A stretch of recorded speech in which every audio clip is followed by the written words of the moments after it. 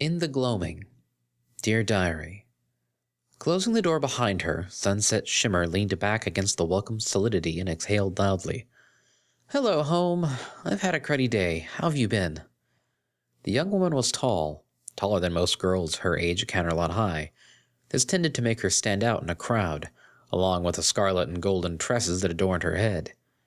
Its normal glory was dimmed at the moment, her bangs plastered against her sweaty brow and hanging limply about her shoulders, effects of the blazingly hot afternoon and the long walk to her home from school.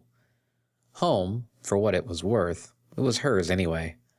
Sunset glanced aimlessly about the living room, content for the moment to lean against the door and let the air conditioner's magic wash over her. She'd managed to acquire the dwelling using a small amount of gemstones she'd brought with her from Equestria years ago. A not insignificant effort using a lot of back-alley pawnbrokers and not a few shady deals with souls even less concerned with the legalities of accepting precious gems from a teenage girl. The memories of a few of those encounters made her shudder, her flesh pricking up with a chill that had nothing to do with the essential air that washed over her. Between her own abilities and a goodly amount of luck, she'd scraped by that hard time and acquired the property.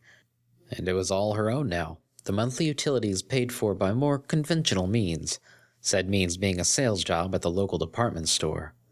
Sunset's eyes widened in alarm for a moment before she relaxed again. She was off today.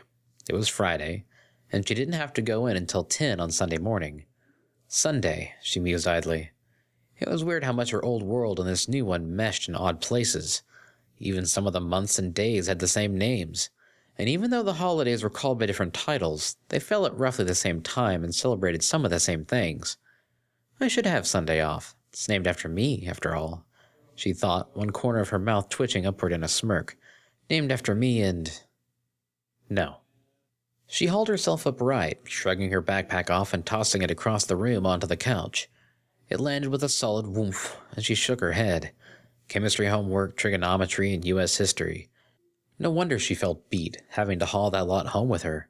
Final exams were next week, however, and she'd struggled enough playing catch-up after all the time wasted scheming and plotting over the last 3 years. She might not graduate at the top of her class. There was precious little chance of that happening, but at least she'd graduate.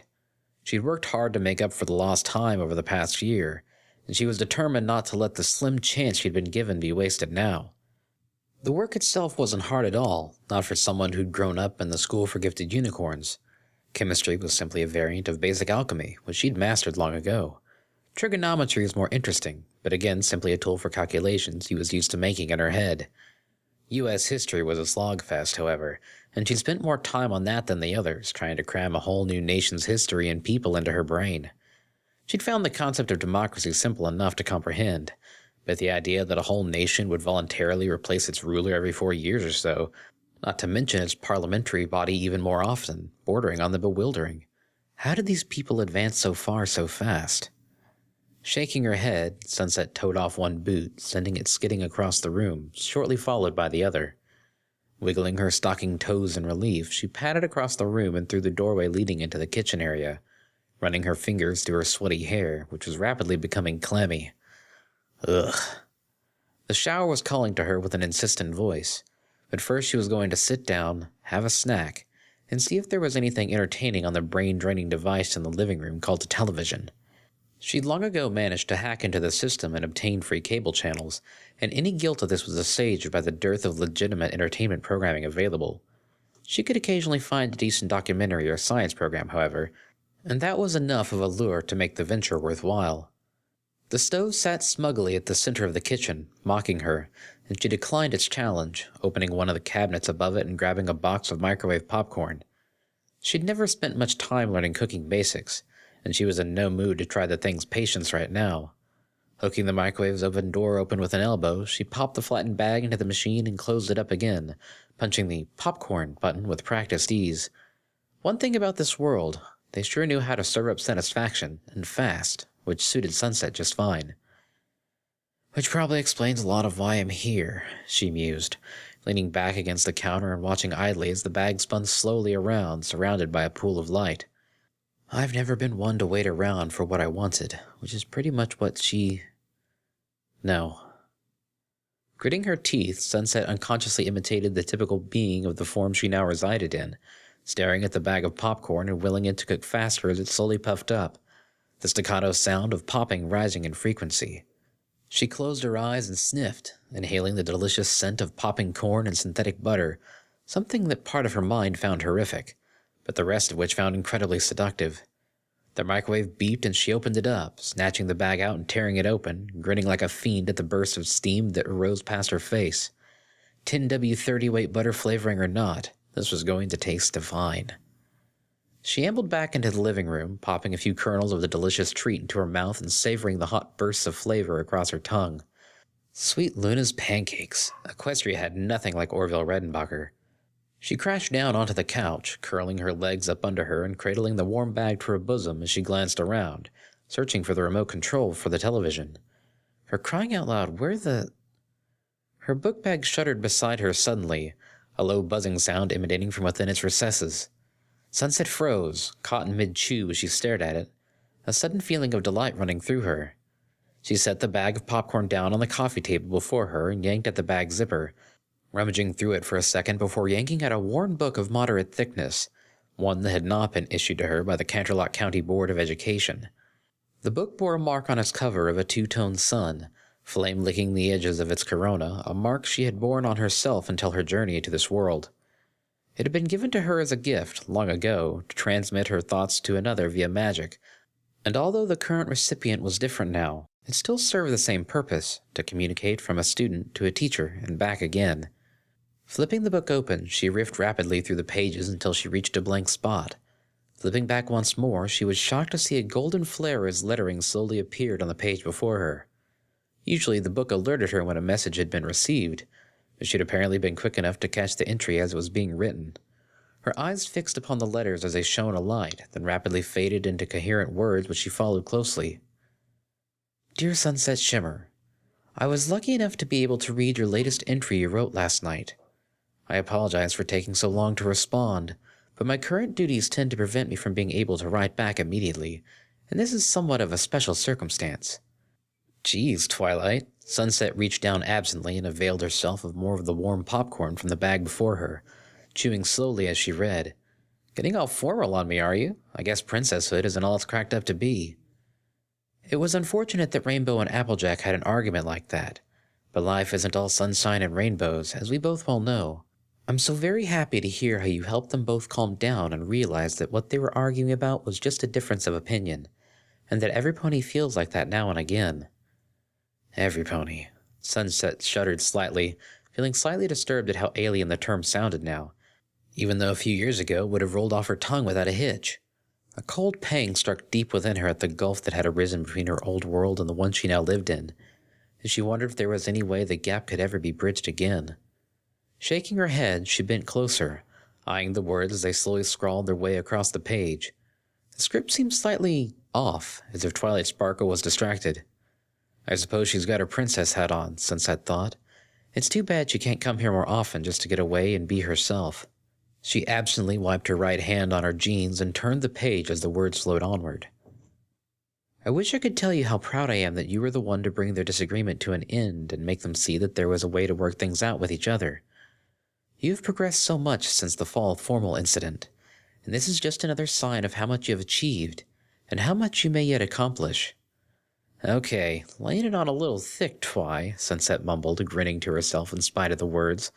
She felt a warm glow in her chest at the praise, nevertheless, and rubbed a thumb along the edge of the pages before her.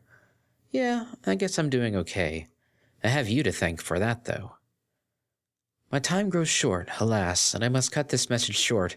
Please keep in mind that you are doing well. You are growing far beyond anything I could have ever hoped for, and I am immensely proud of you. I sincerely hope that you will change your mind someday, and at least come visit Equestria again. I would enjoy this beyond anything you might believe. I miss you very, very much. Sunset felt her cheek twitch, and a burning sensation assaulted her eyes abruptly. She felt a real connection to Twilight Sparkle, and was sincerely thankful for everything the Alicorn Princess had done for her. This bald statement of affection, though, was beyond anything Twilight had made before, and the raw emotion behind it was something Sunset was not prepared to deal with. Emotions were something that caused problems, in her experience, and she'd fought hard to keep hers in check and do the right thing. A pang of worry struck her, and she hoped that Twilight Sparkle was doing okay. She'd technically been a princess for a while now, but she had a real position and even her own castle, and Sunset wondered if the pressure was getting to. She froze. Her breath caught in her throat as the closing signature flared a light on the page before her. All my love. Your friend, Princess Celestia. Sunset Shimmer sat motionless, her hand gripping the book before her tighter and tighter, fingers crimping down upon the pages until creases began to appear in the thick stock. The last bits of magical lighting died out like the sparks from a campfire, and she simply stared, her mouth half open, at the last few words. I miss you very much. All my love. Celestia. Sunset thrust the book away from her with a jerk, sending it flying over the coffee table. The edge of the tome struck her bag of popcorn and sent it spinning, fluffy white kernels flying through the air and scattering across the carpet. The book landed on the floor, spine up, several pages crimped under it, and Sunset stared at it as if it were a snake about to strike her if she so much as moved. Princess? No way. Oh, no way. This has to be a joke. Some bad joke. Maybe by her side's Rainbow Dash or something. This can't be. No. Sunset knew fully well that Twilight Sparkle would never allow something as cruel to be done, even as a prank. Those words had been written by her former instructor while she watched, the ink on the other world still drying on the page even at this moment. So what are you going to do? Twilight's voice was eerily clear in her own head. I can lead you to water, Sunset, but I can't make you drink. You can study that homework now, or you... Sunset glanced around frantically, knocking over a small statuette of a ceramic unicorn on the end table as she scrabbled frantically about. She looked wildly over to her book bag and grabbed it, yanking the zipper open on the lower end of the satchel and fumbling about before seizing a pen out of the pocket. She jumped up, banging one of her shins on the coffee table as she ran over and seized the book off the floor, flipping through it frantically to the next open sheet of paper. Quickly, without thinking, she wrote raggedly on the clean sheet. Wait! Hello? Are you there? The words flared a light and then solidified, becoming normal and static. Dead. Plain black ink from a pen purchased in the department store where she worked. Some cheap, pathetic thing like herself with no magic left in it, only good for... The book shuddered in her grasp, light coruscating across the surface of the page below her words. Sunset?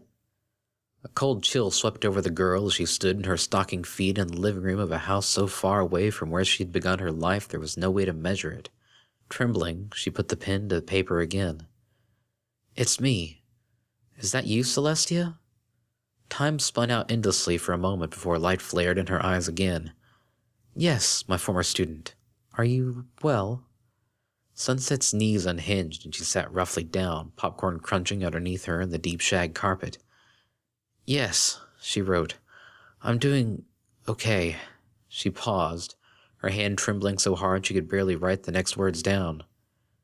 Do you have time to talk? For a minute or so? The book sat quiescent in her lap, and a cold wave passed over her. There would be no answer to that. How could she expect an answer from the one she had betrayed, left behind, shut away all those years ago? This was stupid. She should just put the damn book away and get to work on her essay on the Reconstruction period. Sunset, I have all the minutes you need and more. I have just asked my sister to attend to the sunset here, as this one is more important to me. Please, talk to me. The book blurred before her eyes, doubling, then trebling as tears burned at Sunset's vision.